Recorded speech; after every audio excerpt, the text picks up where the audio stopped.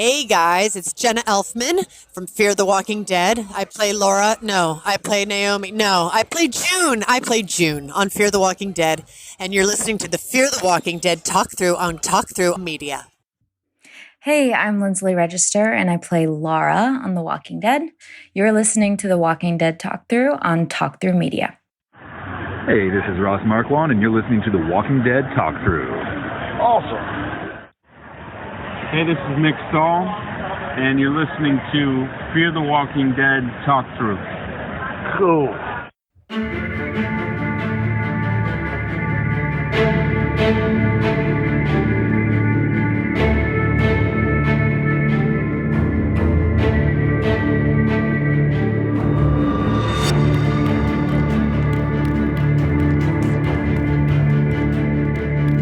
Hey survivors, welcome to episode 93 of the Fear the Walking Dead talk through. I'm Kyle. And I'm LT. Hey! Yes. All right, before we begin covering season 7 episode 10 titled Mourning Cloak, I was kind of poking around in our podcast feeds and noticed that we got a rating. Yay. And it comes from Whitest of White entitled Deep into the Rabbit Hole. And they say, I'm new to listening, currently on season 3. And at first I wasn't sure if I would continue listening. I stuck with you guys and glad I did. You dive deep into the episodes and overthink a lot of stuff, which I love. My favorite podcasts are long and very details. You fit those. I was not a fan of Ruthie, sorry, but just something about her was making the episode not flow well for me. When Kyle came in, it felt complete. He's great. Brian is amazing. The format is nice because you aren't just walking through what happened beat for beat. Instead, you discuss scenarios and character development. All in all, enjoyed listening. Keep it up. And that came around March of this year. So thank you. And season 3, which definitely was a good Fear season. And so we definitely, keep going, keep listening to us and catch up because we love to have your feedback in the, on the podcast. And, you have, where the Facebook group is and, join up. So thank you very much. It's awesome. And listeners, if you are just doing the word of mouth and telling friends, of a good podcast to listen to, have them, post reviews, or if you haven't posted a review, all that stuff helps get us, pushed up on the the ratings or the rankings and stuff like that. And Podchaser, I was looking at that the other day. That's a good place to just add some more reviews and just or even just likes, just kind of like our stuff. YouTube, definitely hit the like button when the episode comes out because that helps for sure. All right. Well, let's continue on with this wonderful episode. Well, first, we did get some feedback from our last podcast from Fear the Walking Dead Season 7, Episode 9, titled Follow Me. And it comes from none other our wonderful, wonderful Fear commenter, Erin, from the internet. And this was from last week's episode of her reactions to listening to the podcast. And so she goes, Alicia's is back and in the entire episode, which is something that was good, almost like old times, which is why they had her promptly leave, I can only assume. They don't understand seasons 1 through 3 were what fans enjoyed, not this insanity that has been season 4 and on, so far. These new people, I like new people, should be giving a little more time before they decide to kill them off. She was quoting me. She's like, agreed. We knew Paul was too good for this world, so he was bound to die early. But did he have to go out now? Could we not have had him for at least 2 more episodes with Alicia and the group as a whole before he died? Completely agree. We talked about that, and it was kind of, even with this episode, I'll bring that up, but it's we like new people, and they keep taking them away from us. She goes on, she says, I didn't even know there was a spinoff. I'm struggling to stay with Fear, so a spinoff I doubt I'll ever watch. I think she might be talking about the Dead in the Water, maybe, since we covered that. Probably so. Yeah, and actually, that was actually really good. I think that was kind of in the style of old Fear, so I would give it a try if you have AMC Plus, because I don't know when it's going to actually show up on regular. She goes, quote, Padre. She's like, LOL. I think we're all tired of Padre at this point. And smiley face. She says, no, send Morgan back. And then, quote, and they'll never know. She's like, LOL, LT. Mm-hmm. She sucked down enough antibiotics to cure 7th Fleet on shore leave at this point. She liked that comment. And then she says, a new sauce?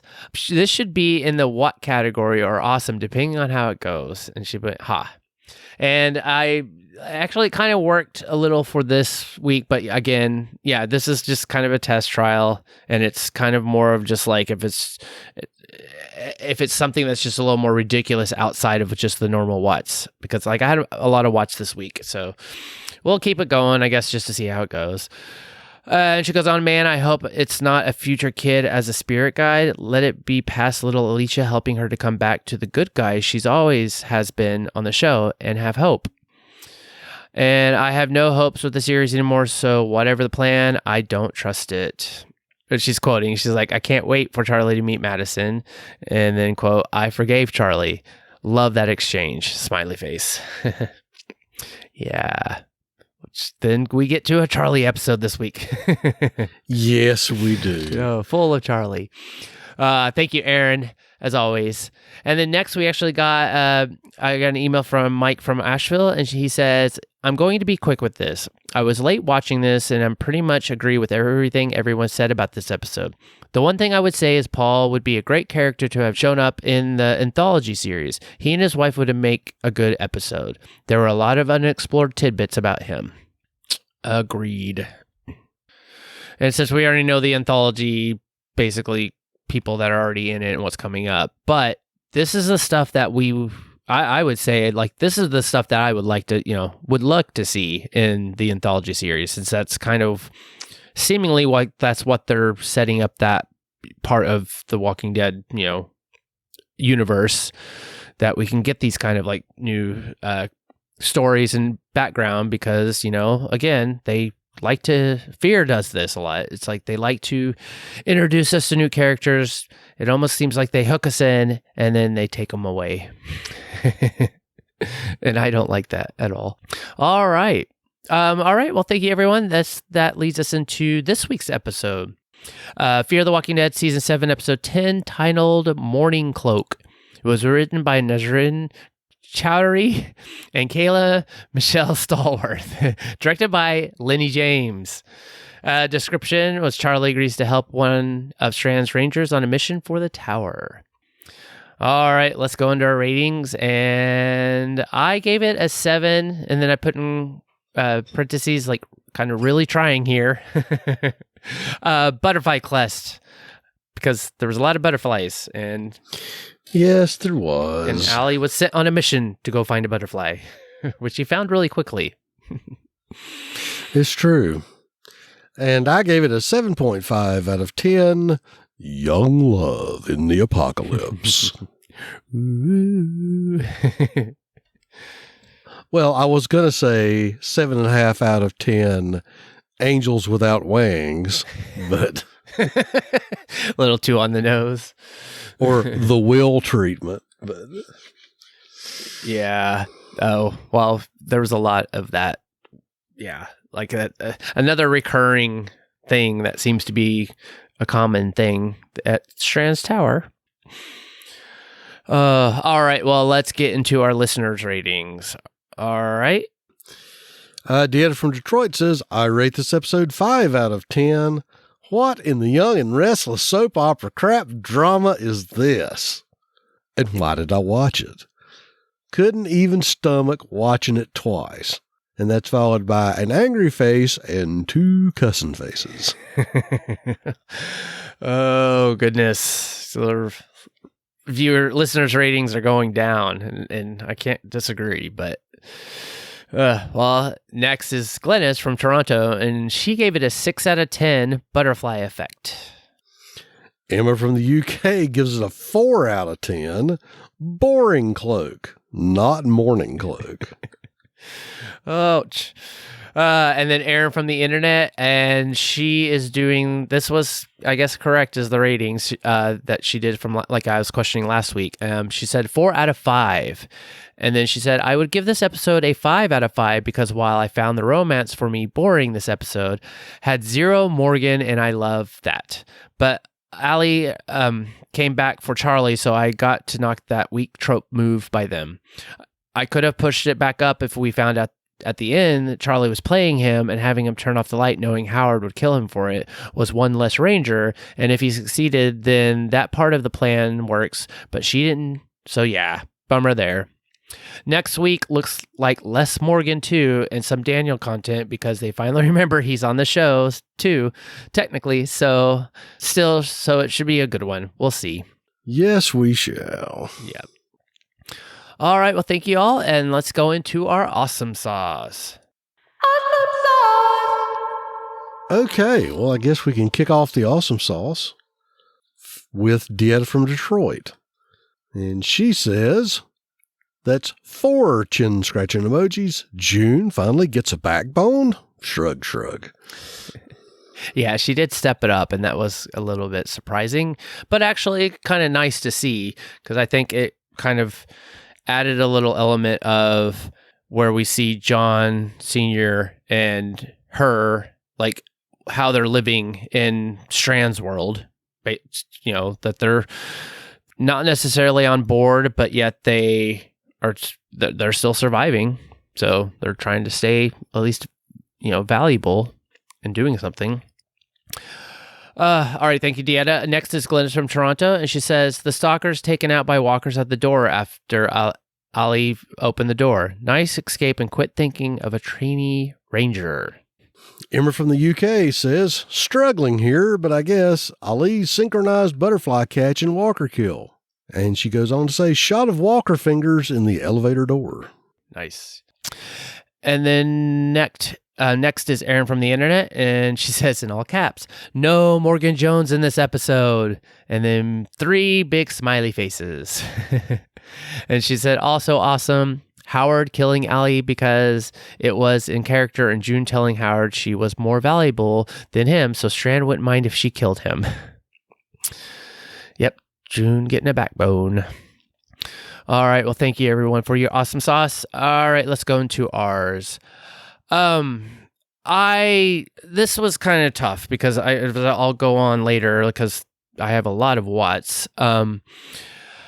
There was that point, and this is not me saying that I thought Charlie is awesome, because you know how I feel about Charlie.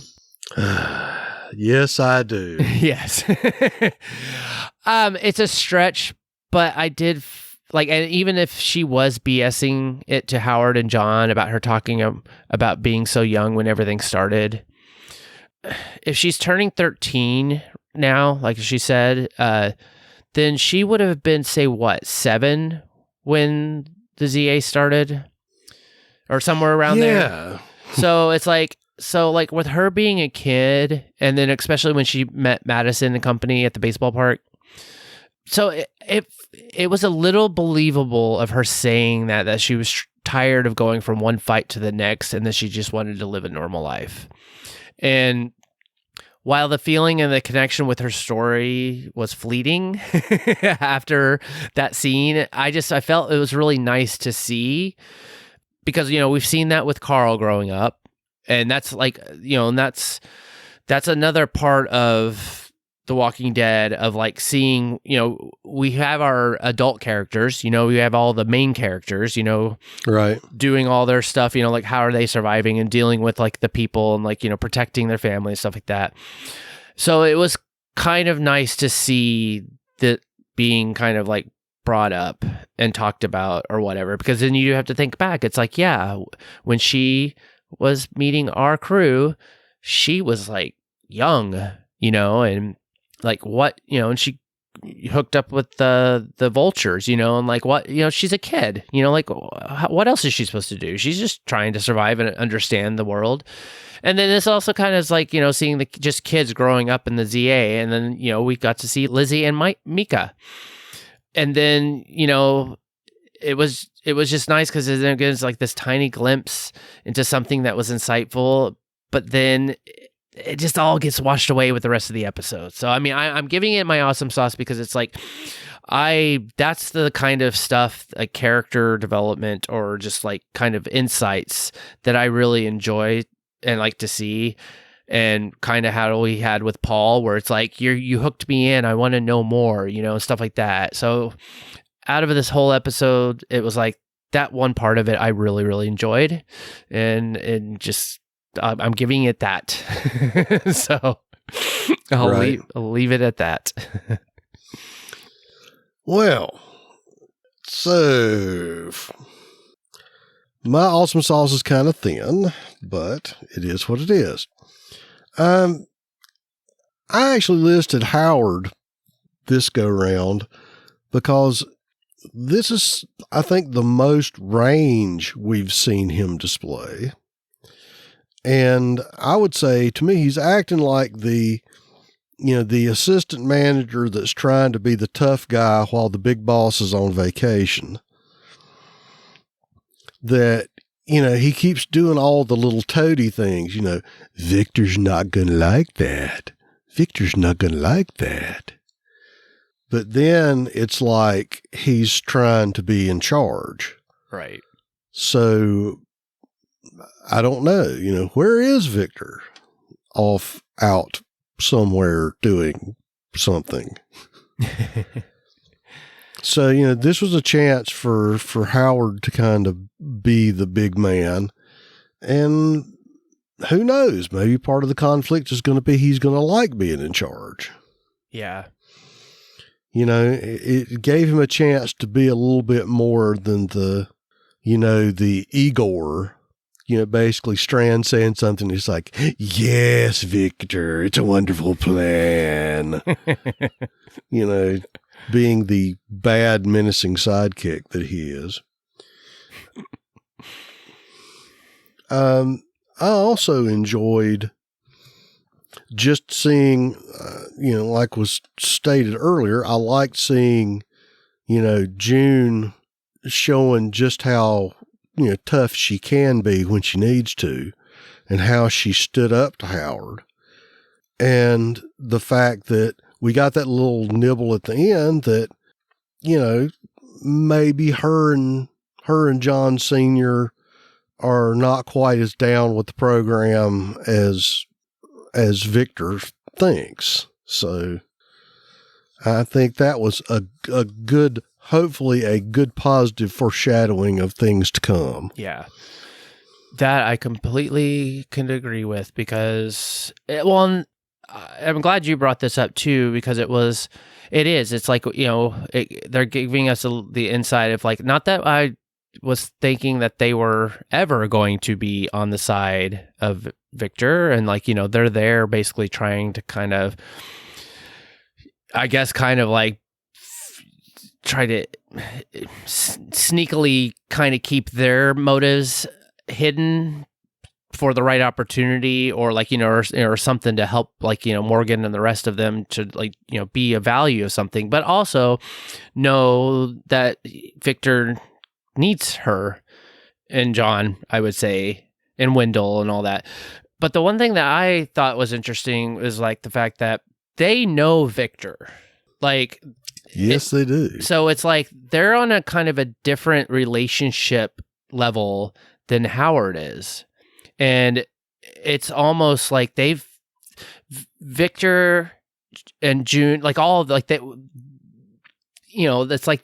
it's like they might be estranged, family members, but they're still family in that sense. And then to me, it's like, well, that means Howard, and maybe that's exactly like how he is acting this episode. It's just like he's not on that level. He may never get to that level, and that means he can be definitely more expendable, and that June and John have a little bit more sway or more power, or like, hey, look at all the stuff that we've been through together, and you're going to like, I don't see like that would be a big step for Victor to take out one of them when they've been through so much together. So I don't know. It's kind of like calling his bluff, Howard. It's like, yeah, like, no, you're not going to sit there and, dictate to me, because like, I know where I stand and I know what I can do. So, Yep.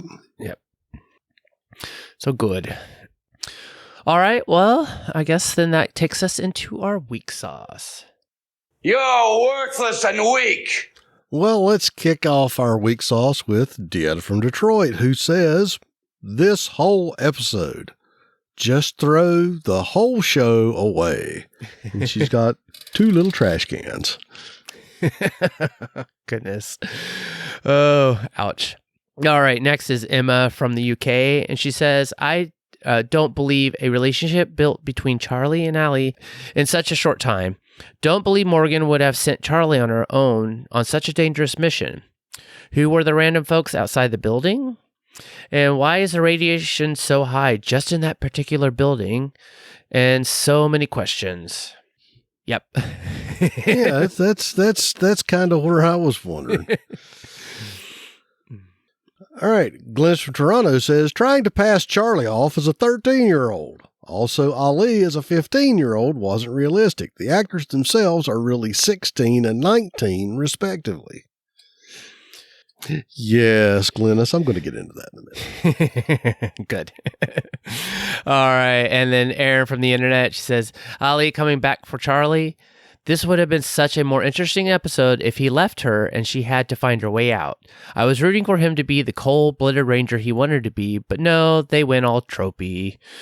Frowny face. Mm-hmm. Okay, thank you all. All right, let's go into our weak sauce. I'm kind of Ollie's character, or just, I don't know. It was something about like the dialogue was just weird, or just how he was acting when he was with Charlie. Because it just felt like it was so monotone, and it was like they were trying to make him like this tough guy, or like an adult, like he was trying to be an adult. And I guess I kind of have to put that in perspective where like, okay, they're kids, and he's trying to, be the ranger, and he's on this mission with her, so he's the leader kind of thing. But I don't know, it was just kind of weird, and it kind of bugged me. And it's like I agree with him, and it's like I did not buy their like budding relationship. I don't know. There was something about it that just kept throwing me off. And so I just wasn't it just wasn't working for me. And then there was also the part where it's like Allie said that he'd been at the bowling alley and he knew the gun was behind the counter. But then I was like, well, then whoever owned the place or like other survivors, like, wouldn't these places have been picked clean after all these years? Would make one wonder, wouldn't it? Right, because you would think that it's like, what are you? You say that like the place had been held up a number of times, and so that's how you knew they had a gun behind the counter or a shotgun. And then I'm like, but are you the only one that would have ever known that? And then also it's like when people are trying to survive the start of a zombie apocalypse, that like those things would have been the first things to go. So I don't know. I was kind of like, oh yeah, like it's again, these things are they're there, and it was a perfect thing that just worked out perfectly. Mm-hmm. And then also, I wasn't sure where this town was compared to where the tower was, and I don't know. I was kind of like, okay, where are they? Where's this building? I mean, I guess it's not necessarily that we need to know like every location, like how far away from the tower, like how much they're traveling, but it does kind of still feel like, okay, I need a little bit more something to kind of give me a better grasp on like what, like what's the perimeter? Like how far are they going outside of Houston or wherever? And, it's just like showing us these things. I don't know. So, and he was from there. So it's kind of like you're from that area, and then you find the tower, become a citizen of the tower. Then it's kind of like, well, what have you been doing this whole 6 years, and then the bomb, it's kind of like, as everybody just staying put, it's like, were you with another group? And I don't know, it is what it is. Yeah. It's sort of one of those deals where you're going, Okay. Like, it's like, did we forget that we were 6 years in or 7 years in? Yeah, I don't know. It just, right. It's, well, we know they have problems with time and distance, and obviously they have problems with aging as well. yep. So I went in, and the first thing I had to throw in the weak sauce was after Charlie scampered into the building, when the stalkers all were trying to get in the back door of the building, and, Ali did his little pull the screwdriver, hide behind the door, and the zombies made the mad rush down the alley. That was the biggest bunch of knuckleheads I've ever seen. You've got a choke point. You're not that far from the entrance to the alley. Back up. Right. Just back up. And on top of that, you had one person with a handgun and at least one person with a rifle. And just by the sound effects, perhaps a fully automatic rifle. Yeah. That's when you use, what little cognition you have in your coconut there. And you do a disengage. You dump the mag and back up. And speaking of firing blindly, isn't it amazing that grid lattice plywood door protected Ali from the walkers and from all the random gunfire? Good point. Yeah, I'm just saying, in that situation, hopefully, if I've got, my two little sidekicks that I'm running around in the apocalypse with, we would have come over this situation before. And it's like, if something happens, back up. Just backpedal as fast as your little feet will carry you and fire at head level and keep moving back till you're out of the alley and then take a corner. Right. That's all they would have had to have done. Yeah. That's, at that point, the zombies are a bigger threat than Ali. You've got his gun. Get out of the alley and then use that constriction to your advantage. And then after all the zombies are rode up like cordwood, then you can worry about the little guy. yeah. Because, where is he going to go? Inside? It's like, fine. Yeah. Or Well, what's he going to, and two, where's he going to go? He's going to go into a dark room that's potentially full of more zombies. Right. And if he does, then yabba dabba doo. You may have taken care of the problem. Yeah. I just thought that was the most incredibly stupid, throwaway mook kind of thing to do. And just like we've already said, and this phrase is going to be used a few times in this episode, how long has it been since we've had the zombie apocalypse by now? Right. Oh, yeah, that what you just said, that's part of one of my what sauces, because it was like, I was like, well, I think I have a feeling that my weeks may be your whats. So, well, it's like, because it was that whole scene, and you're right. It's like, wait, like, you guys have like the position, and it literally was like he opened the door, and then they just sat there, and it's like, it made no sense, because I was kind of like, wait, you actually can, step back. Like, you have room behind you to like give yourself distance so that you can just basically like fire on them and take care of the problem. And then, it's like, and then of course they're wearing all their like garb, and I'm like, that's at least some protection to like, do you have knives or whatever to take them?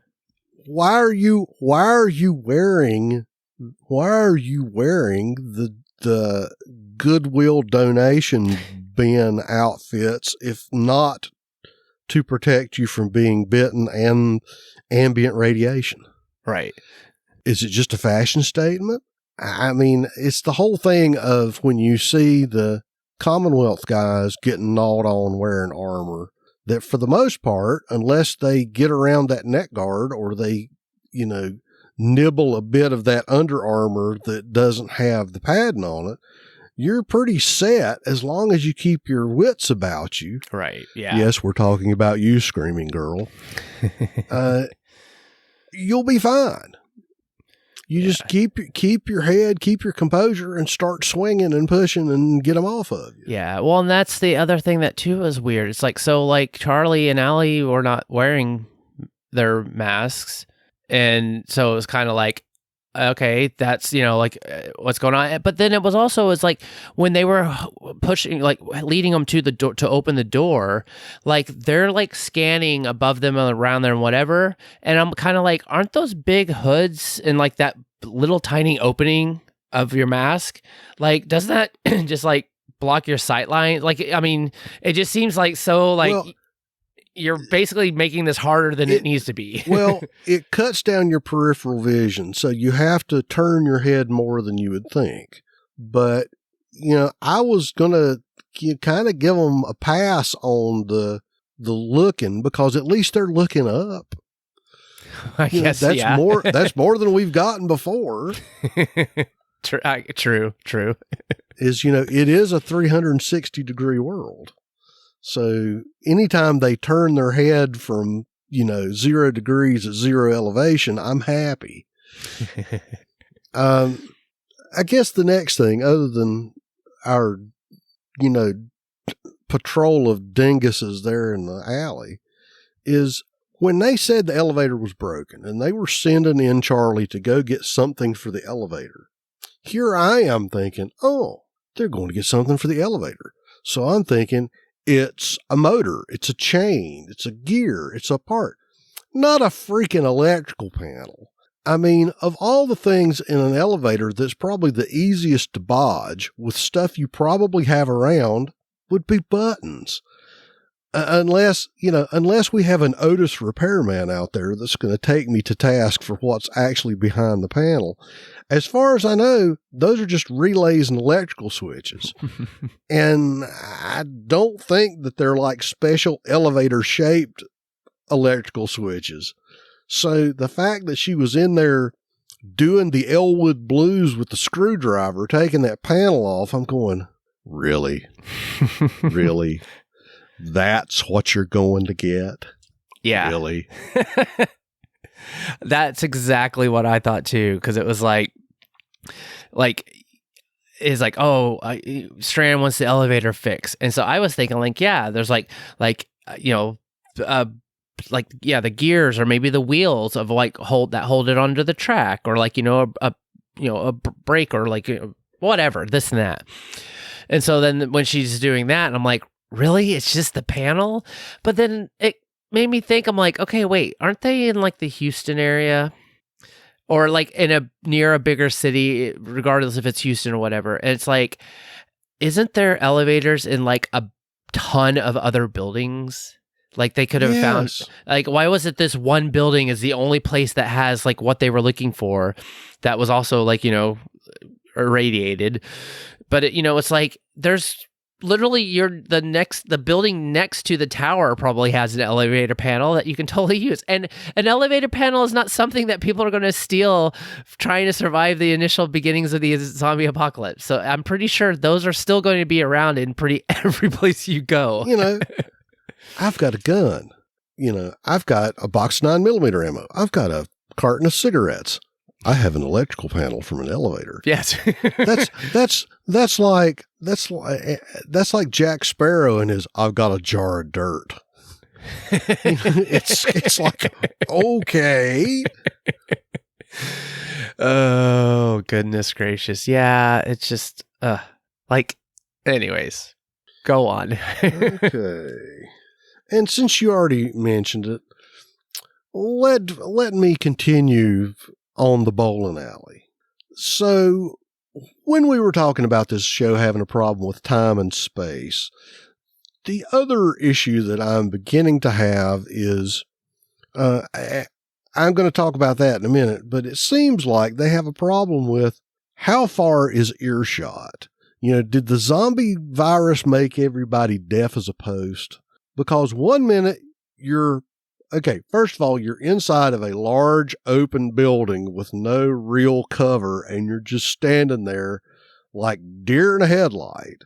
And I don't care how much, crap post-apocalypse stain and, nicotine smoke there is on the inside of that bowling alley door. I just don't see the fact that sitting there, quietly hiding behind the scoring table is going to give you enough cover to not be seen.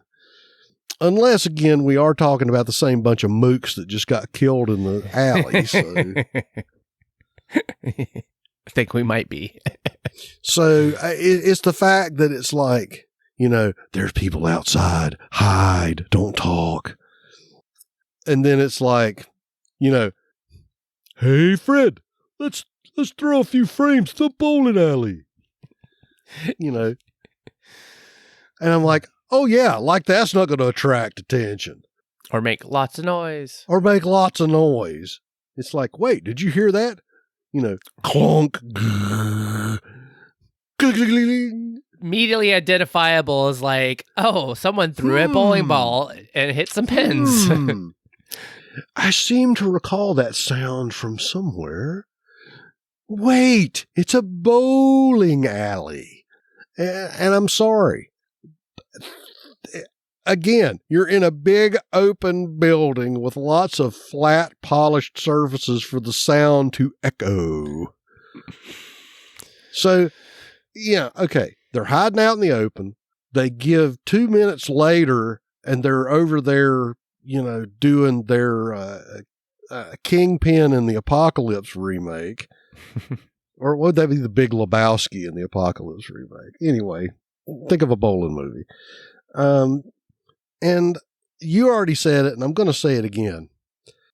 If there was anything in that bowling alley that was worth 2 cents, it would have already been taken. Right. So the fact that there was a shotgun there is kind of like I'm playing a video game and find the magic loot box, and it goes ka-ping, and the shotgun pops out. Because trust me, at this point, somebody would have busted in there and stolen all the huge cans of nacho cheese and, whatever else they could have found inside the bowling alley. And I just went, really? Really?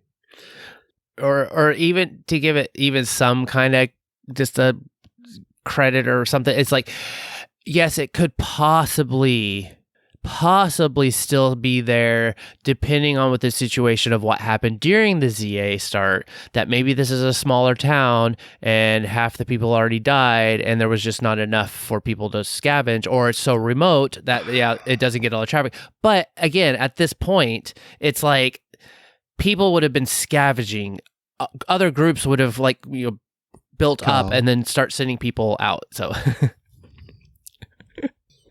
go on. Do you want me to say it, Kyle? Go for it. It's like, new in Hog Knuckle, Texas, it's Bill's Bowling Boutique. Come on down to Bill's Bowling Boutique. We're the best in everything for your 10-pin pleasure.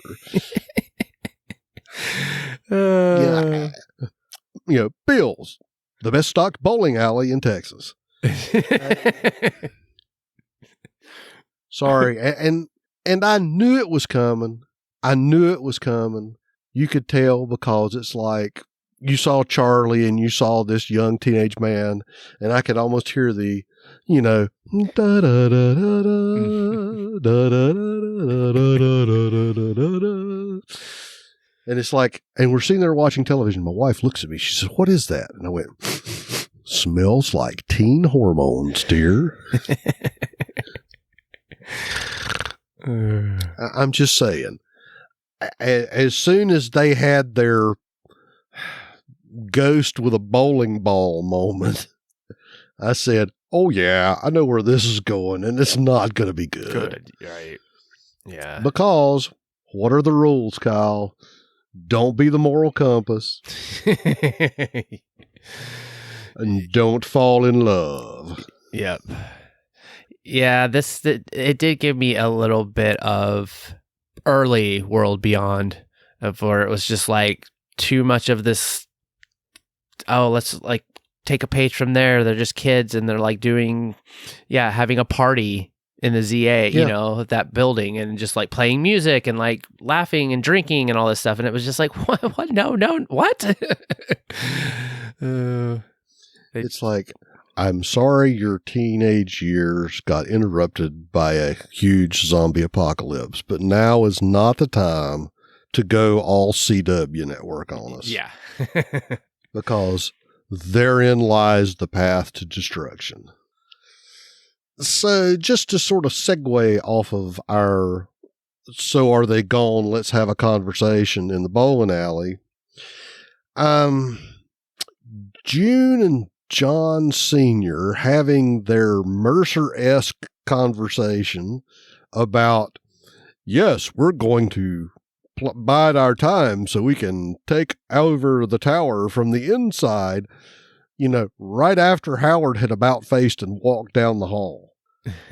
Again, let's hope there's a nice solid door, that he kept walking, that he wasn't just standing there listening to them talk because he's suspicious, or that they're in a largely unfinished concrete parking deck with little or nothing to absorb the sound. And to show my age and quote that famous 80s song, "Hush, hush, voices carry." I'm just saying, they did it again. It's like they didn't even do the rubberneck. It's like, look around. Is anybody there? No, they just start having a father-in-law, daughter-in-law heart to heart right there. And I'm like, guys, now is not the time. Yeah. And okay. Did you ever see the movie Fat Man and Little Boy? That sounds familiar. Okay. This is your homework assignment. That it had Paul Newman and I think it was John Cusack. And John Cusack dies of radiation poisoning towards the end of the movie. And I'm sorry if I just spoiled it for you kids, but that movie's been out for more than, I think, 20 years. But you need to watch it because he has radiation poisoning. He looks like he's got radiation poisoning. He just doesn't have a little blotchy spot on his forehead. He has fluid in the lungs and blows up like a toad and turns red and dies horribly. That is radiation poisoning, kids. I don't know if they're going to kill her off. I suspect they will. Yeah. But, it's like having another Alicia-esque fainting spell. And it's like, and of course, I have to do it. Yeah. Wake up, Charlie. Wake up. Charlie passed out. Sorry. I'm just kind of going, yeah. Somehow it's like, okay, I got another good for instance for you, and it's two of my favorite Westerns. It's the difference between Dennis Quaid playing Doc Holliday in Wyatt Earp versus Val Kilmer playing Doc Holliday in Tombstone. Val Kilmer had the best lines and probably was the more memorable of the two for just his general portrayal and sassiness. However, Dennis Quaid looked like he had tuberculosis. I think he said he lost like 40 pounds to play the part. He looked like death on a cracker. I mean, he looked sick. And even though he only had one really good line in the whole movie, in my opinion, he looked like he was going to die. Yeah. And I'm sorry, Charlie doesn't look like she's going to die of radiation poisoning to me. And, maybe she's going to look worse later. But right now, yeah, it was just having a real hard time buying that one. Yeah.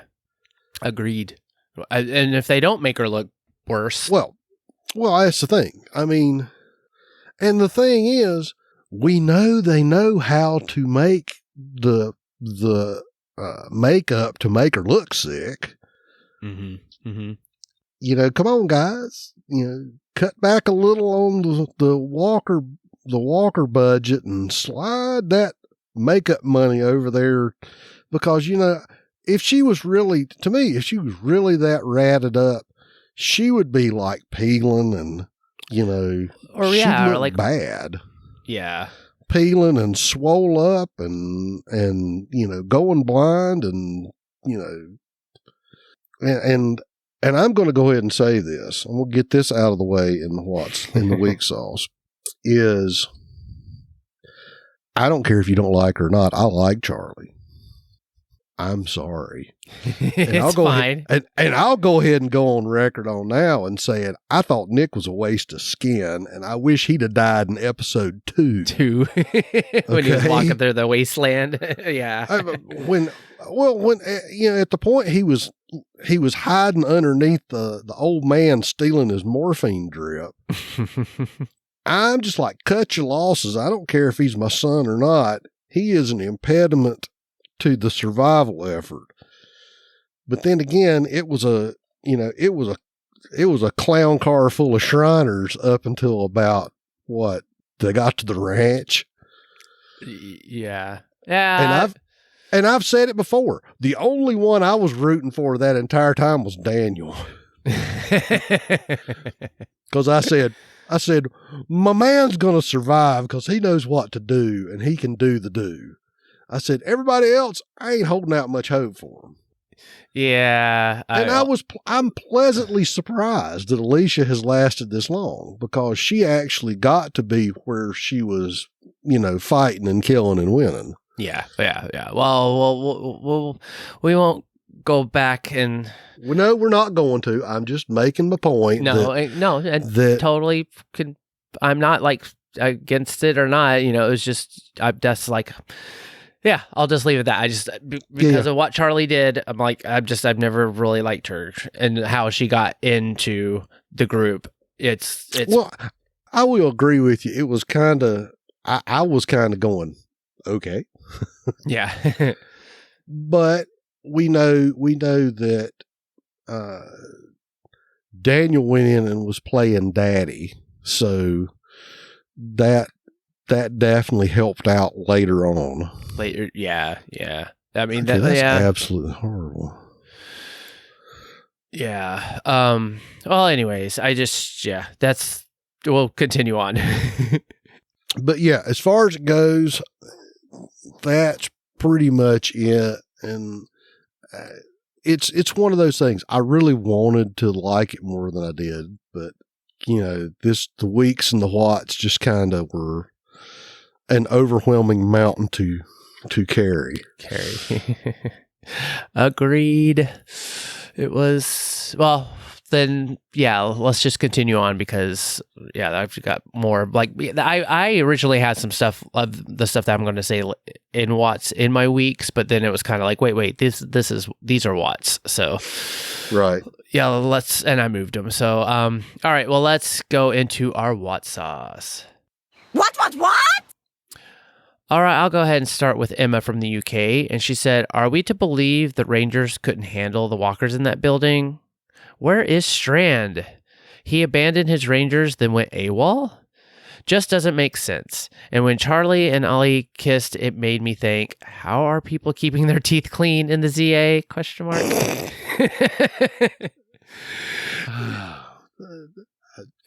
I've brought that up, I think. And many, everybody, well, this is the stuff that happens off screen. So you think that there's charcoal and a soft stick. Yeah. Like, and you know, they don't show people. It's what they did before they had, you know, toothpaste. Yeah.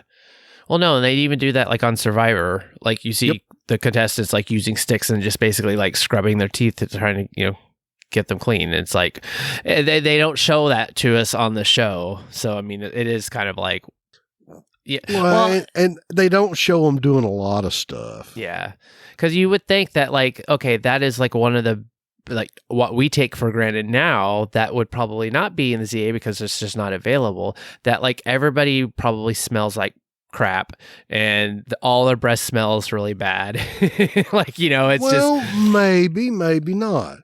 That you can make soap from things that you have. All you need is, animal fat and lye and wood ash, and you could get that. You could make soap.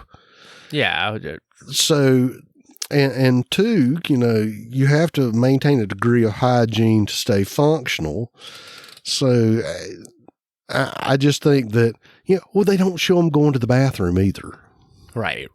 It's just So I'm perfectly content to think that there's the post-apocalypse bathroom where everybody, gets rid of their morning breath and, freshens up a bit, and they're ready to go on their zombie killing day.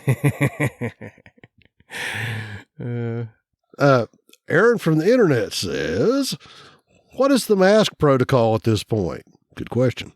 Charlie has one at the start, but the other kid didn't, and none of the Rangers had them on. Pick a choice and stick with it already, show. Sounds like something somebody else said.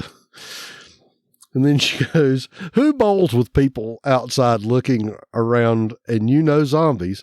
I get their kids, but that was just dumb to a new level for the ages they're supposed to be. If the goal was to kill a ranger, then okay, good job, Charlie, manipulation. But because it was just to push the romance some more, I found it annoying. Bowling is fun. Yeah, but the stalker should have come back and done a shootout with him at least in the bowling alley. Right. Because again, there was no time. Like, I mean, that's the thing.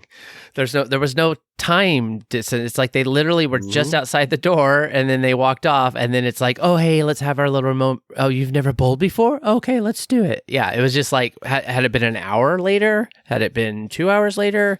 No, it was just like the stalkers would have heard that and they should have been fighting for their life. Yep.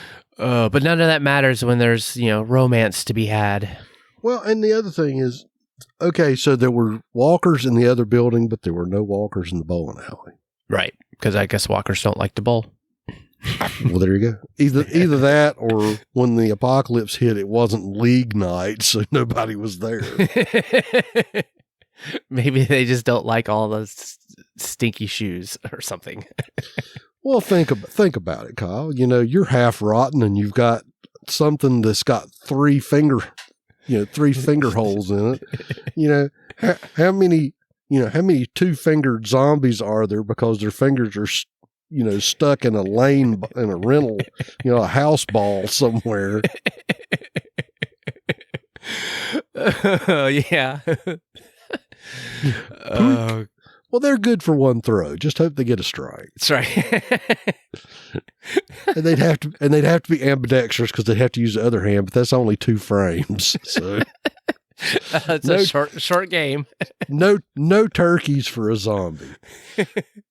Well, I mean, okay, they could granny bowl. Yeah, and then they would keep their limbs. Yes, but we don't know how flexible they are, so it's still That's true. It's still a logistical problem, however you cut.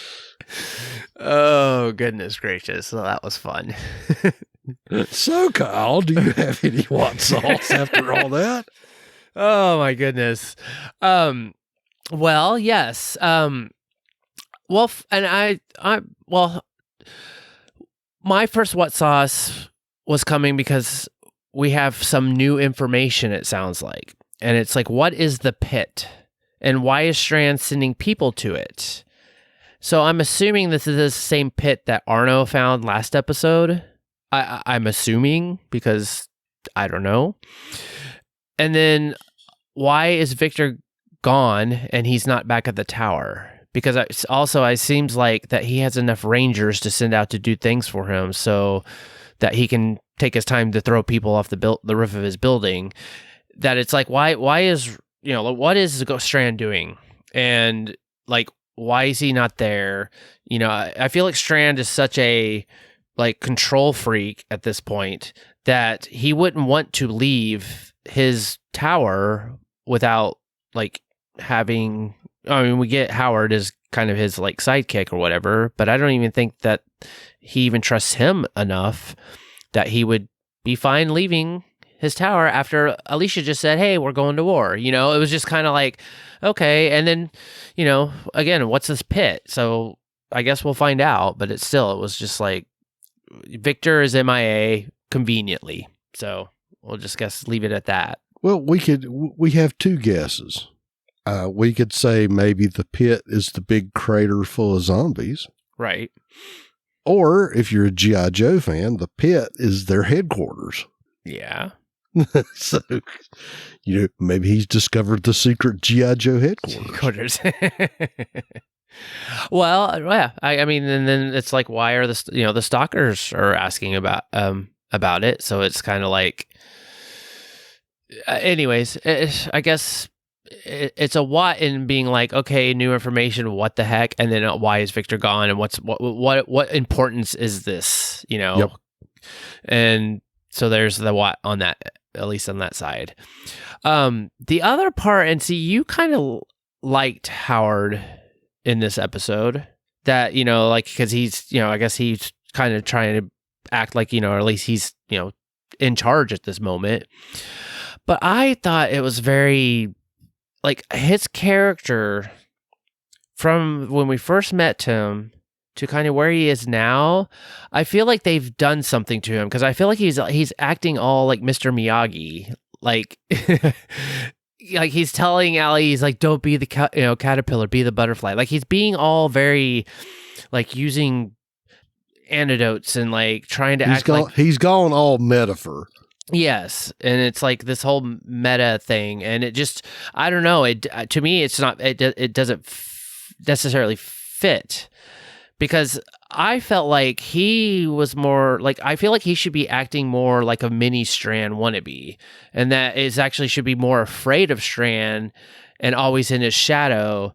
And like that's kind of how the portrayal of like him, like we've seen him kind of like where he tries, or he's attempted to kind of actually like countermand Strand, and like whenever Strand was basically like sick and poisoned or whatever, and then it seemed like that he was kind of like no, and then Strand was like, whatever, shut up, like, you know, and he kind of backed down. So I don't know, I felt like that's kind of where his character was going to go. He was almost like in the back of his mind, he was always like, oh no, I can stand up for myself. But in fact, it's like, you know, he just is always the follower, and Strand is who's like, you know, he's, you know, supports him, but then he's on the back, you know, behind him.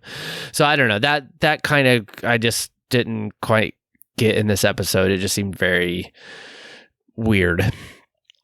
And then Ollie, when he went in to go find Charlie, and he had that, so like, you know, the whole stalker family got obliterated, you know, like eaten up conveniently, and then he got his gun back or whatever, and then he goes into the warehouse looking for Charlie, and then there's that one walker that's walking up to him, and he's like pretty decent distance away, and then Ollie has his gun, and I didn't catch it because I didn't watch this like a third time, and I don't even think I even caught it the first time.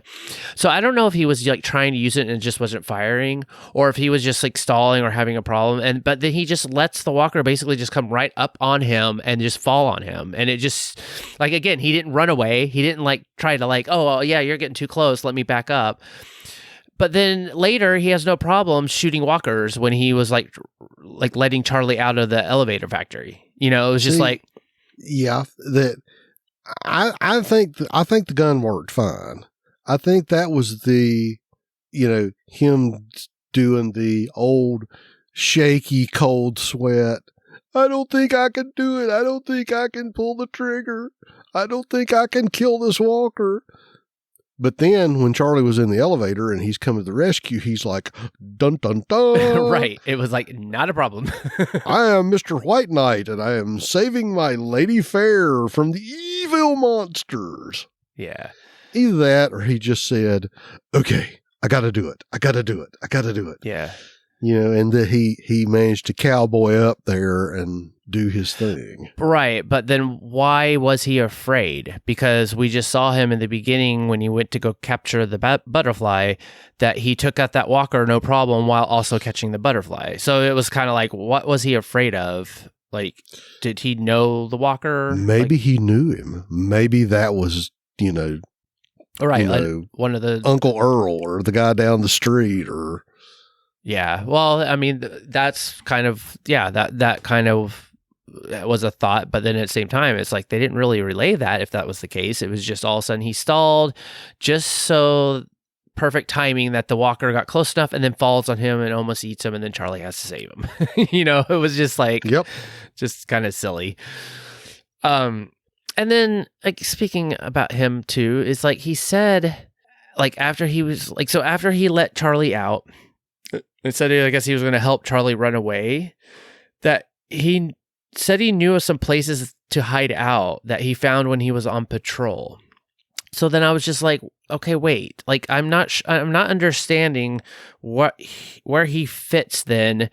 And he's trying to be a ranger, but yet he's also allowed to go outside the walls to go on patrol. And I was like, is he like part of some junior ranger team?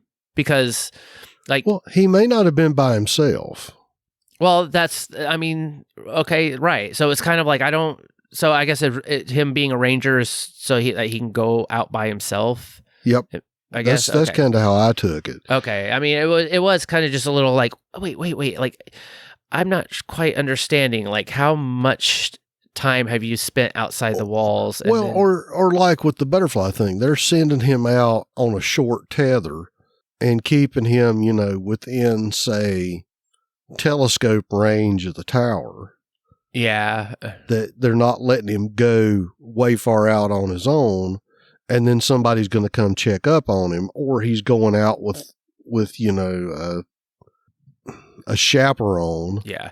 Which I guess that makes sense because that's what happened in the beginning, because he found Charlie and then they show up, and it's just like, so, well, unfortunately he never is going to make senior ranger team.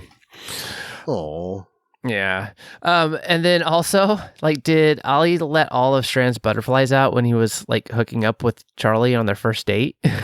Because like that's kind of how it looked to me. Yeah. So I mean, did he just basically say F it and then just like took all of Strand's butterflies out and just like, here, I'm giving this to you, Charlie? Like, I just kind of was like, that would have been enough for Howard to be like, what did you just do? I'm going to like, you're going to get punished for this. To how what happened is like how he got punished. Well, the only thing I had for what sauce is I went, Charlie's 13. She's 13. And I'm kind of going, well, I guess you can't blame the hormones in the chicken for that one in this far into the apocalypse. Mm-hmm. But when she said that, I went, really? Yeah. Really? I might have believed it 2 years ago, but it's kind of like the point of, I think that the actress is 16 going on 17, maybe. Yeah. And she looks 16 going on 18. And I said, 13, no. Yeah. I don't care how much you smudge her up and how much you put her in the grunge wear. I just don't. That's no. Yeah. Yeah. And I think it's like there was, like at least some reviews of like we're talking about of how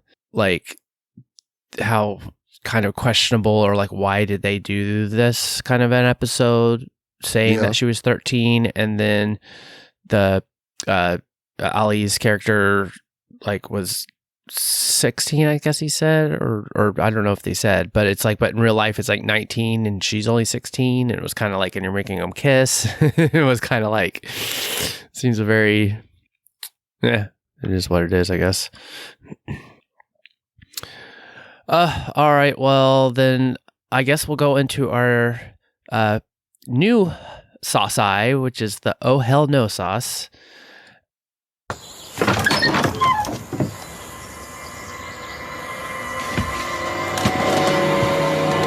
Oh, hell no.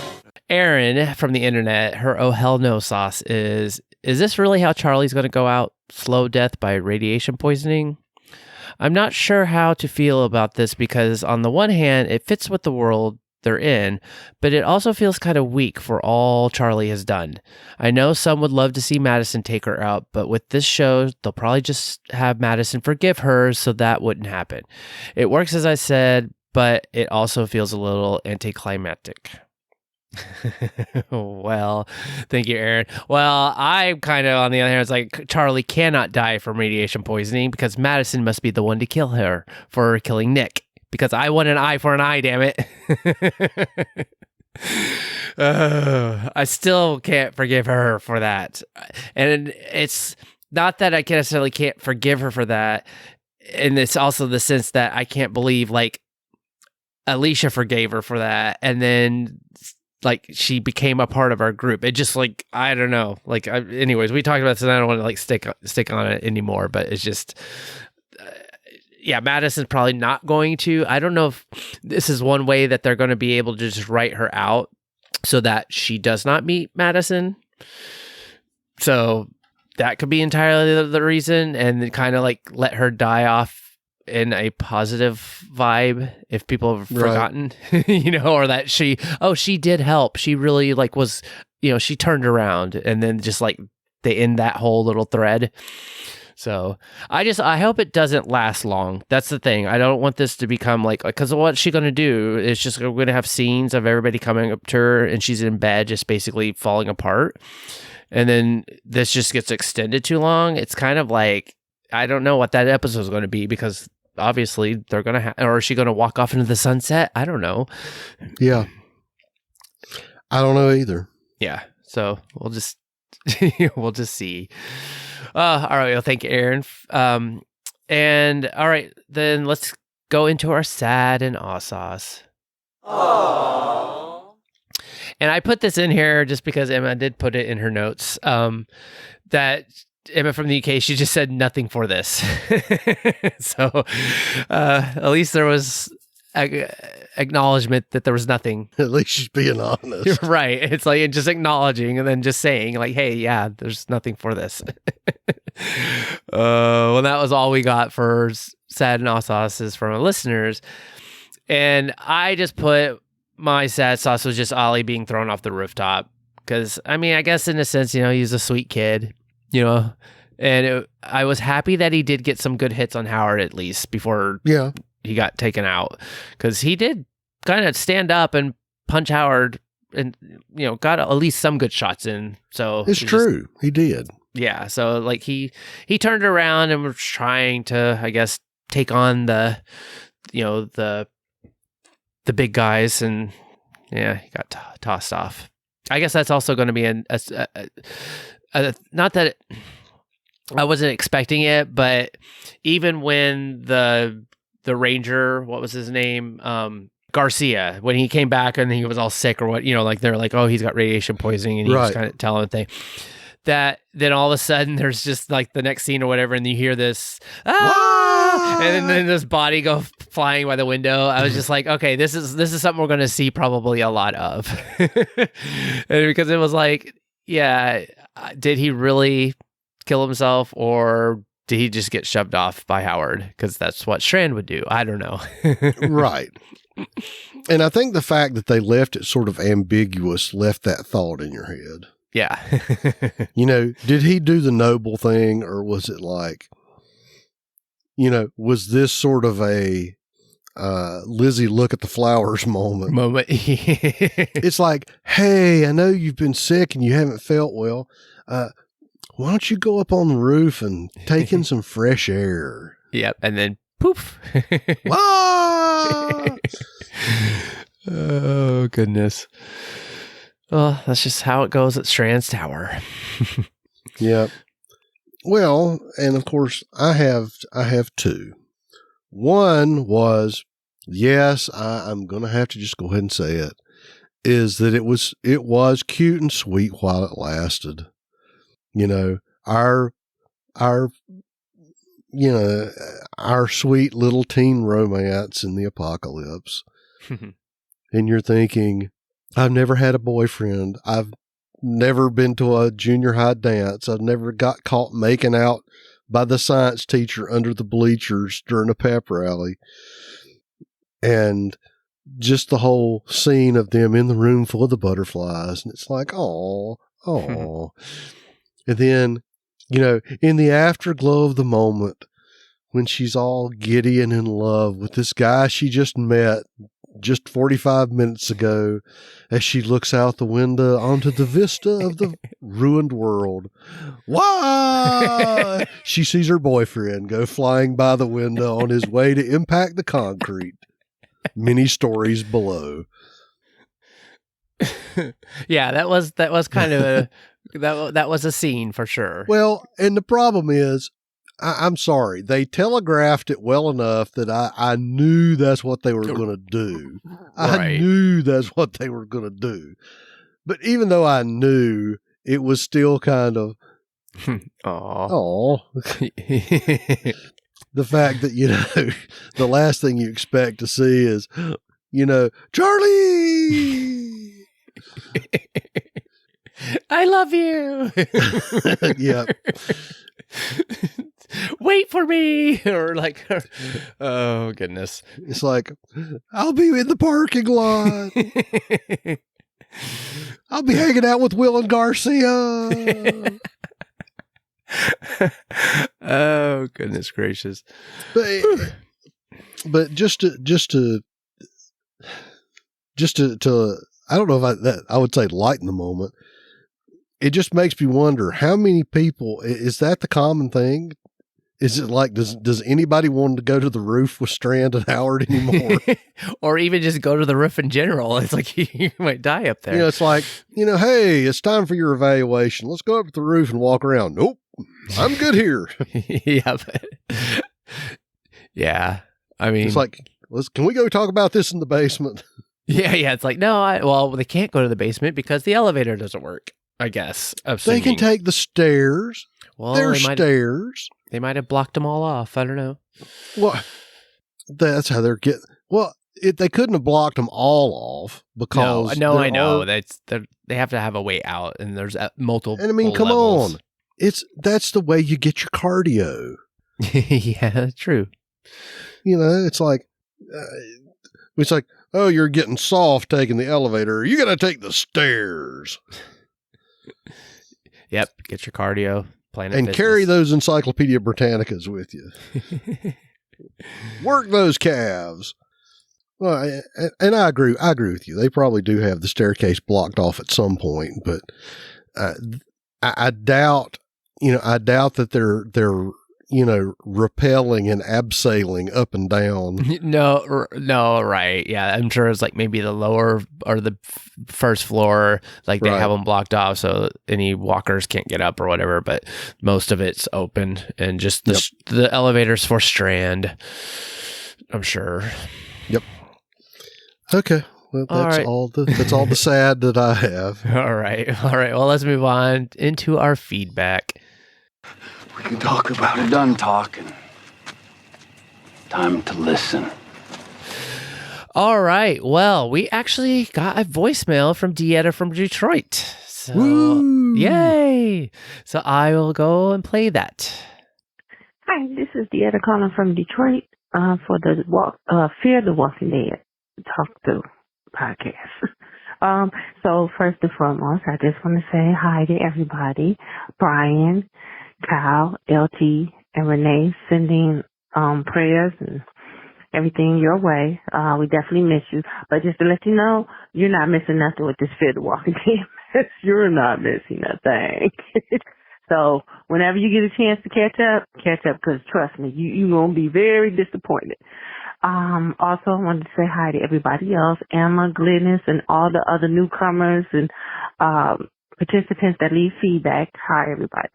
So basically, I didn't really have much to say. I just wanted to add a little bit more about how terrible that episode was Sunday.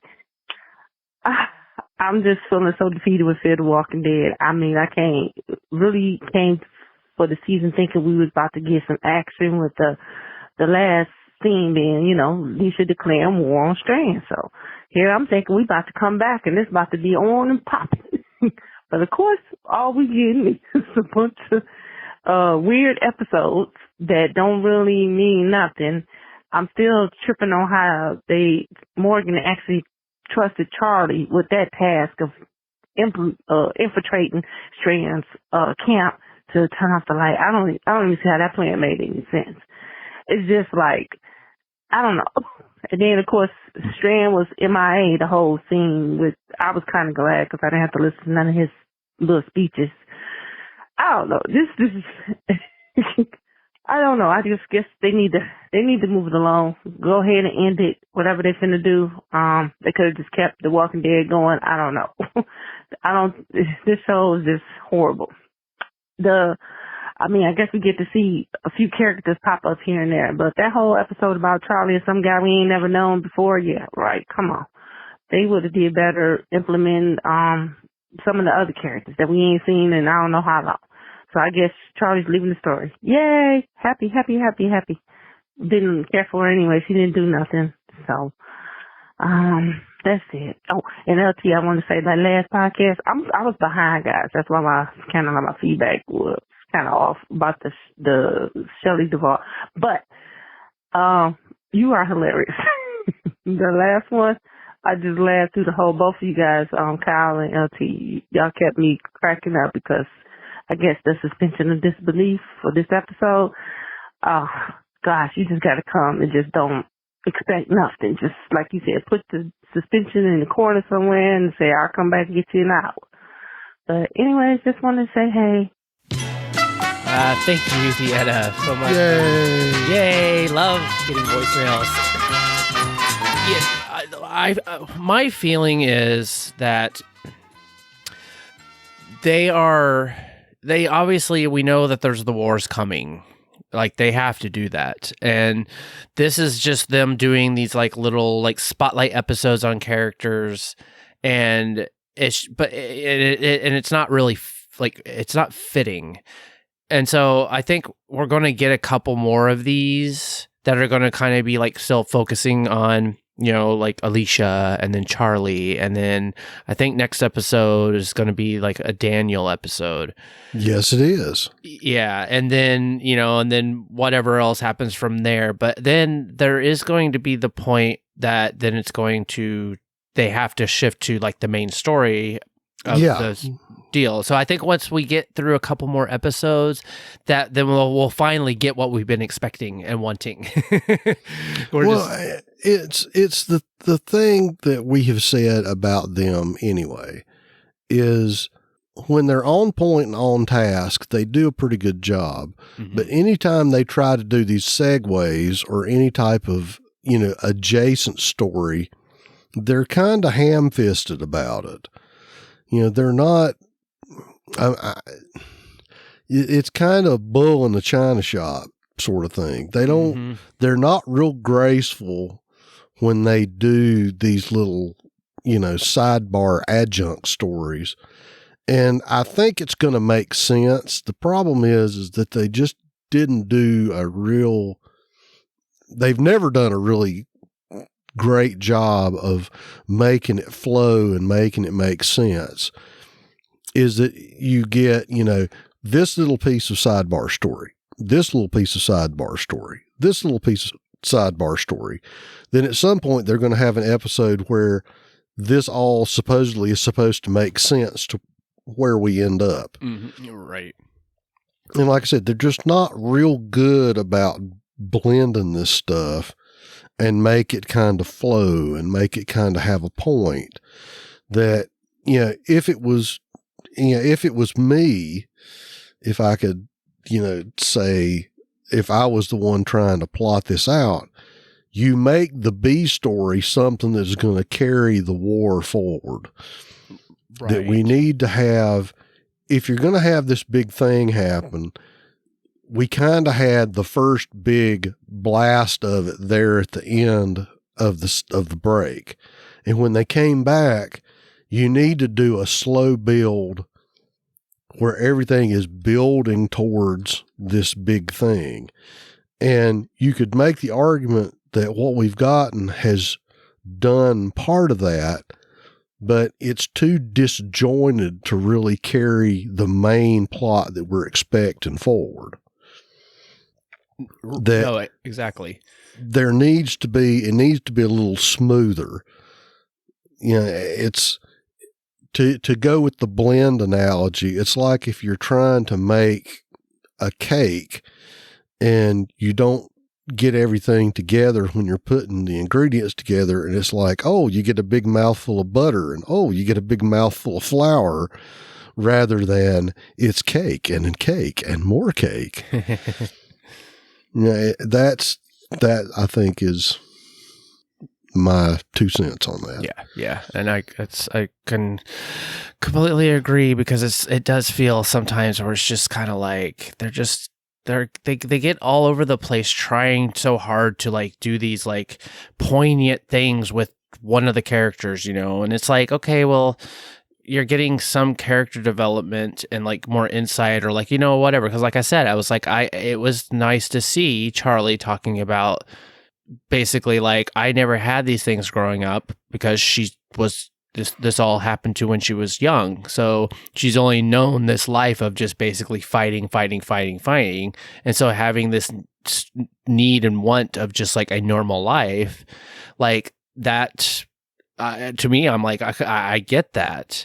But then it's just like they tie it all up into this whole love story thing with like, especially someone that we don't know, you know, that it starts getting kind of muddled, and then they just like, it's almost like things are getting forced, and then it's just like too fast, and then there's just like, they don't give any explanations, and then you're just supposed to take it at face value and be like, oh, okay, sure, whatever, you know, and it's like, and then like, how is this going to tie in other than the fact that it's like, okay, Charlie's going to die now, so that are, you know, like we're going to have some interaction with the rest of the group about like, oh no, poor Charlie, and like whatever, and then that's going to be a whole episode, and then how is that going to tie, you know, anyways, I'm hoping that we just get through some of these episodes, they do this thing that they're doing, and then we'll get to what we're expecting is basically the war and, you know, all this other stuff, and we'll see. It's just sometimes it's hard to go through. All right. Well, Deanna did leave some written feedback that says some of the same stuff, so I'll just go ahead and read it. And she said, so I'm guessing butterflies survived the nuke bombs? ? This was the dumbest episode yet, and just when you think it can't get any worse, they throw in a teenage love story with Charlie, who we haven't seen in episodes, with some new red shirt character called Allie, who wants to be a Strand Ranger. And she's like, eye roll. We are supposed to believe they like each other. Charlie says she was sent by Morgan to turn off the beacon light, but Charlie gets sick and changes her mind. She doesn't want to do it. June says that she's going to die of radiation poisoning, which may be true, except that nearly every character on this show has been exposed to massive amounts of radiation, especially since everyone is mask on, mask off. Good point. Charlie is not trustworthy because she basically said, forget the plan, and blabs it out. But Charlie tells Allie that the plan, and her new boyfriend decides to do her dirty work for her. Chin scratch. Really? Of course he gets caught, then thrown off the building before he can do it. Hell, just throw them both off the building, especially with Charlie's fake shock and crying face. Because what did she expect to happen to him? Did she really think that he was going to be able to do it without getting caught? He basically ran up there with no thought out plan, was not suspicious about nobody being up there when he got there, and wouldn't there be somebody on guard on the roof to make sure nobody approaches the beacon light? Just dumb, and while I'm thinking about it, I'm over them throwing people off the building as punishment for misbehavior in Strand's compound. Yeah, it was different when they showed it the first time. No, it's getting old and corny. Yeah, we get it now. Then people jumping off because they are dying of radioactive contamination. Man, whatever's with this show with no plots. And who were the mystery people, Chin Scratch, that didn't know how to fight off the dead, or that don't ever let somebody open a door first before you check to see if the dead are behind it? And she's like rolling on the floor crying. Yeah, that I still can't get past that because it was, I think I even wrote my notes. It was the fact that I'm like, wait, like that's what you expect at this point after so long, that you're going to go into a building that you don't know and you open the door, you expect there are going to be walkers. Well, maybe underneath all the rags, they have Commonwealth suits. I mean, it totally could. That's so funny. Oh, and then she goes on. Overall, another terrible episode. Thought this season was going to give us a war. Eye roll, face palm, head explode. But all they are doing is dragging us down with another terrible storyline. Oh, I feel your pain, Dieta. I have hope that, like we said, we'll finally get there. We just have to get through this part. So we'll see. We'll see. So we got some feedback from Glennis from Toronto. She says, contrast Strand collecting butterflies with hoofing people over the side of the building as punishment for any sign of sickness, rebellion, or not obeying his orders. Strand is really trying to keep all the people hostage at the tower, just like the butterflies. If he gave his people free rein to live their lives, they wouldn't stay with him. I thought when Strand and Howard first met that Howard was good and morally sound, and as a result would be offed in quick time by Strand. But Strand has made sure Howard is controlled and under his thumb to do his bidding like a good brainwashed and manipulated person he has become instead, with not questioning anything and taking Strand's word as the gospel. Oh, she goes on to say, so Ali was bowled over by Charlie. Ouch. Charlie experiencing two firsts, 10-pin bowling and a budding romance. So the, air quotes, 13-year-old Charlie experienced her first kiss on her birthday when becoming a teenager. John Sr. and June's performances in this episode were pretty stiffly acted. I'm glad that John Sr. is trying to get into Strand's inner circle and so help out Morgan and Alicia. June standing up to Howard was also good to see. June doesn't need to make the same mistakes again in believing in utopia like she did with Virginia in the hospital. She ultimately lost John Jr. because of her decision to continue with Virginia.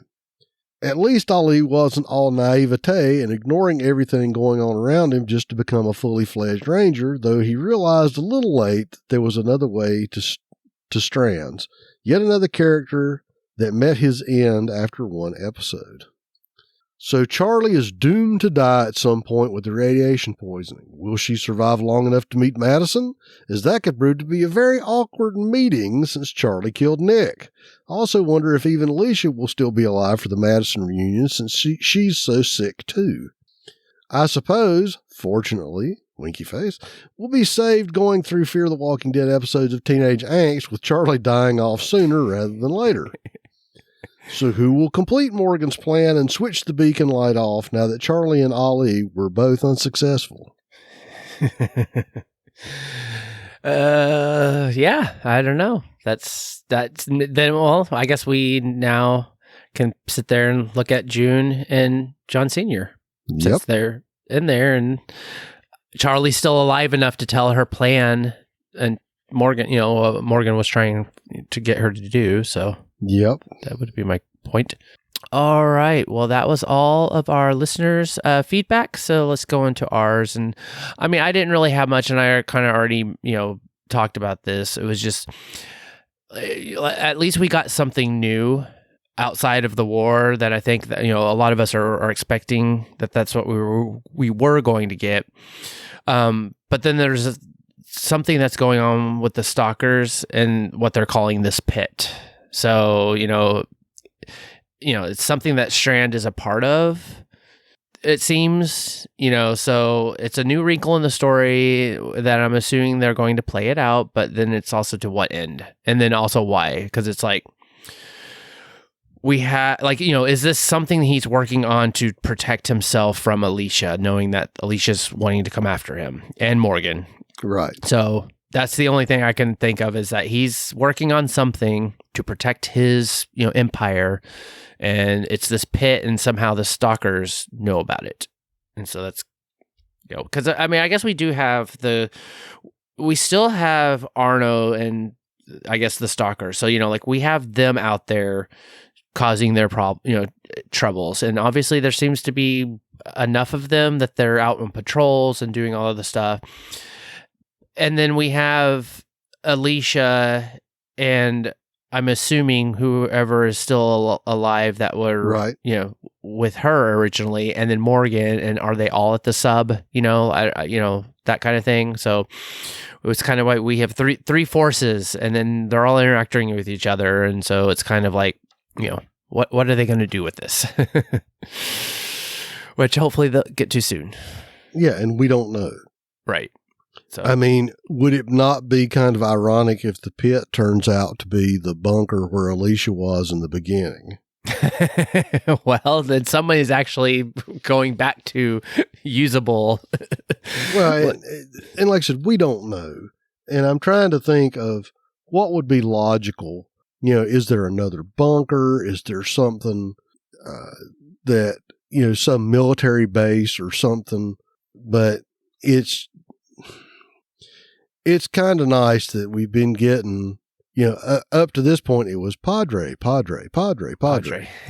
Is this going to be the new Padre? The pit. Yeah. I don't know. No, Padre's still in there. And I think there's been even like from just stuff I've seen on the internet and stuff like that it seems possibly that Madison is somehow a part or tied or whatever to Padre. But then again, like we have this war, and so now that we have this pit, and so that's something else. And so that's going to take over this whole Padre now, and then all of a sudden we'll do an about face and be like, oh yeah, that's right, we forgot about Padre, but then that's somehow where this whole Madison thing, and then that's probably going to continue into season 8. Some other plot wrinkle we were unaware of. Yeah, so we shall see. We shall. All right, well, thank you everyone again for all your wonderful feedback as always, and voicemail, Dieta. All right, well then, did you have anything before I... No, sir. Okay. Go ahead. All right, well, that takes us into our news, ratings, and info. There's a couple weird stories on the news. All right, first I would like to thank Brian for putting these into the doc so I didn't have to do them because I was running behind a little bit today, and he messaged me and was like, I took care of the ratings. So Fear the Walking Dead Season 7, Episode 10 got a 0.15 in the 1849 with 789,000 viewers, a 0.26 in the 25 to 54, and a 0.50 in the 50 plus. Last week, the Season 7, Episode 9 episode got a 0.15 with a 0.15 in the 1849 with 835,000 viewers. So more viewers, same rating. 0.23 in the 25-54 and a 0.53 in the 50 plus. So again, as we've always been saying, steady. Yep. Which seems to be like good. It's like it's not too terribly like it just fell off the cliff, but it'd be kind of interesting to see what happens next week. Yep. So this week we had a bulge in the 25 to 54.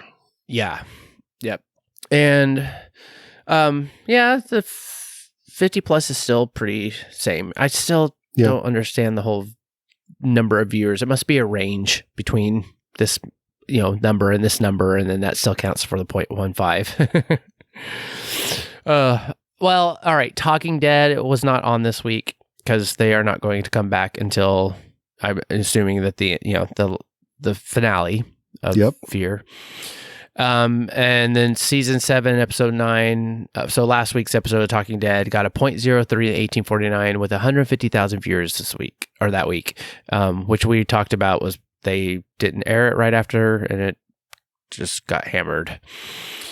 There actually are no parrots. I looked, and this is what's in the docos from last week, and I don't know what's going on with the parrots because it seemed like that was pretty consistent that when they released them. So I don't know what's going on, and then what's going to change. But as soon as I see anything, I'll bring it on because I would be very curious to see where Walking Dead is. And I know Stranger Things season is coming soon, and I know that is definitely getting more traction because I think everybody's probably either rewatching or like getting that in. So I'd be curious if that's starting to like gain up on the parrots. And news, I looked, there was nothing that I could find really that was going to be worth talking about. There's just, I mean, there's the only thing that I've seen is that they're starting to release a few, teaser / spoilers for the next round of the main show.